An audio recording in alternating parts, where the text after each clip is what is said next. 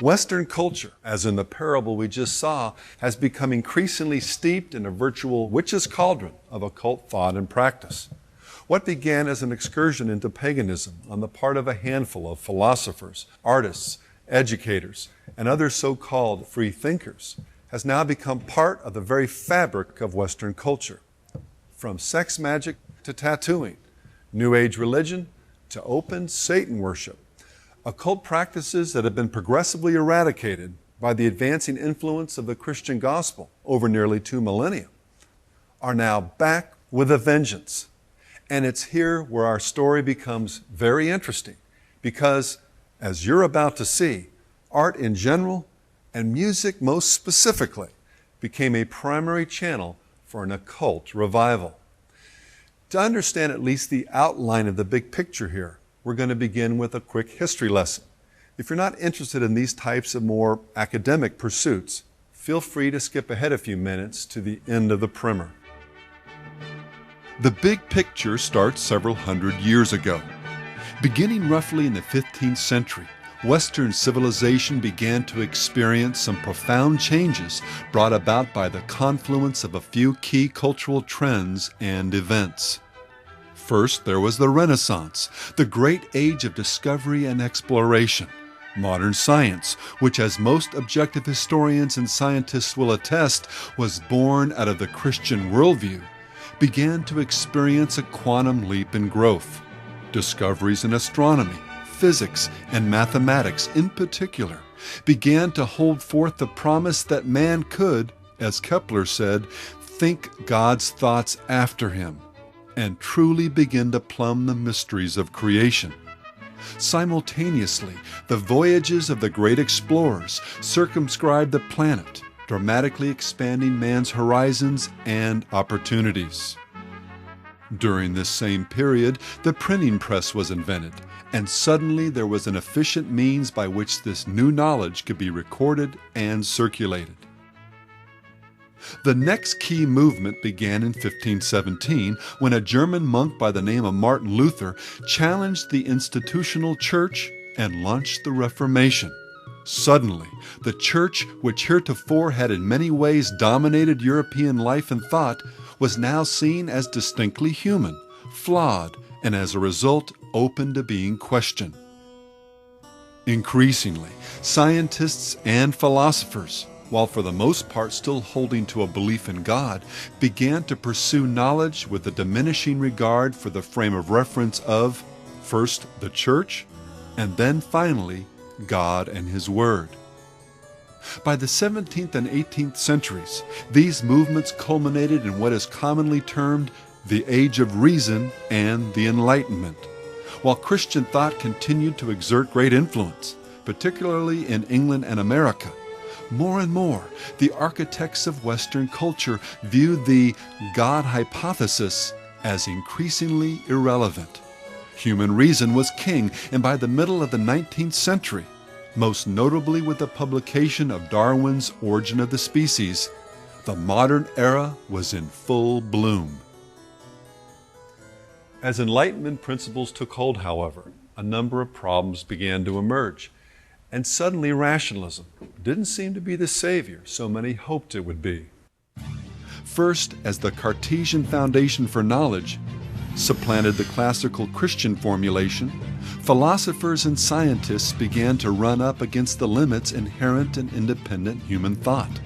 Slowly, the great hope of the French encyclopedists and others that man's reason alone could penetrate the mysteries of life began to crumble.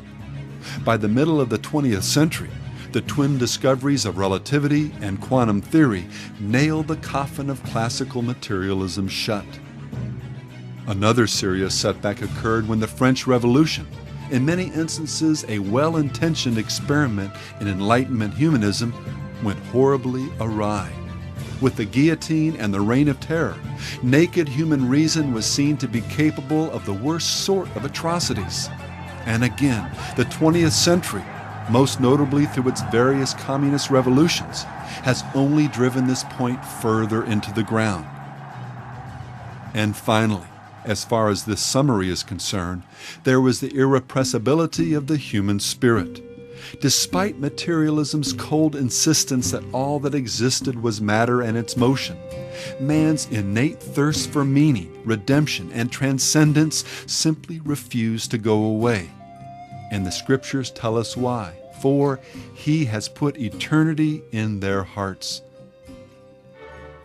This God-shaped vacuum, as the famed philosopher and mathematician Blaise Pascal called it, goes to the very core of man's existence and cannot be filled by any created thing, but only by God the Creator, made known through Jesus Christ. But, as we've just seen, this Christian solution was no longer acceptable to the supposedly enlightened architects of this modern era. New solutions had to be found, as everything from primitive naturalism, radical individualism, intense subjective experience, a classless society, psychoanalysis, and the alchemy of the subconscious mind, and altered states of consciousness were trotted out by the intelligentsia to fill the vacuum left by their rejection of God. Ironically, by the latter half of the 19th century, the Great Revolt against the Christian worldview, an incremental revolution that was supposedly sparked and sustained by man's bold quest for rational knowledge, had become progressively irrational, and everything that has followed in its wake has only served to confirm Chesterton's famous observation: the first effect of not believing in God is to believe in anything. Among the anythings that people began to believe are a number of irrational ideas that are still very much with us today. Belief number one: all religions are equally valid. With the foundations of Christendom being set aside, people ran everywhere in search of answers to the mysteries that science had either refused to acknowledge or failed to penetrate. European colonization in India, China, and Africa in particular sparked a major revival of Eastern and occult religions in the West. Belief number two, a corollary of number one: primitive cultures, because they are closer to man's natural, uncivilized state, contain truth the Christian West has lost or suppressed. This idea was popularized first by Rousseau and then later by the writers and artists of the Romantic school.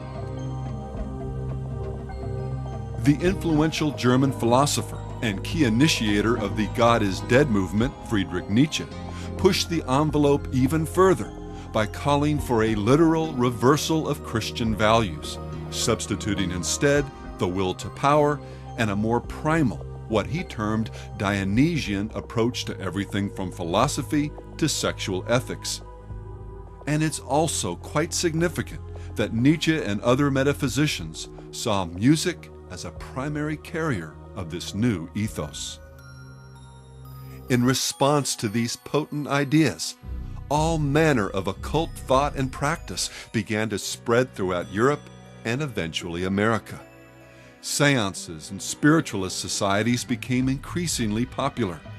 Foreign service personnel, enamored with the sex cults of Hinduism, wrote tracts introducing these arcane practices to a wider audience looking not only for mystery and meaning, but new ways of gratifying their flesh.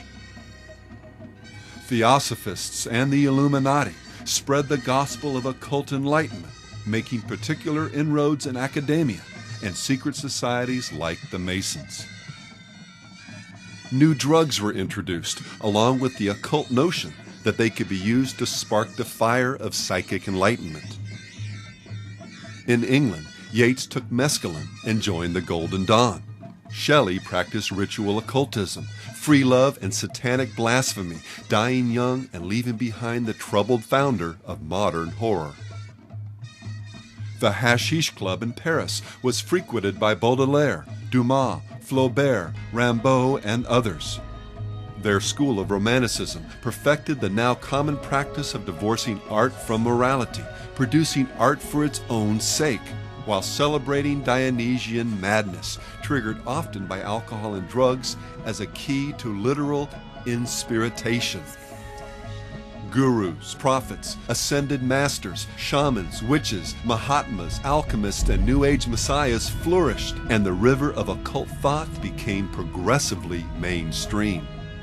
And nowhere was this stream more powerful, wider, flowing into more lives than when it coursed through the channel of art, and its most potent form, a new style of music that came out of Africa via the Caribbean and the port city of New Orleans. A music whose rhythm patterns serve as conduits for spiritual energies, linking individual human consciousness with the gods.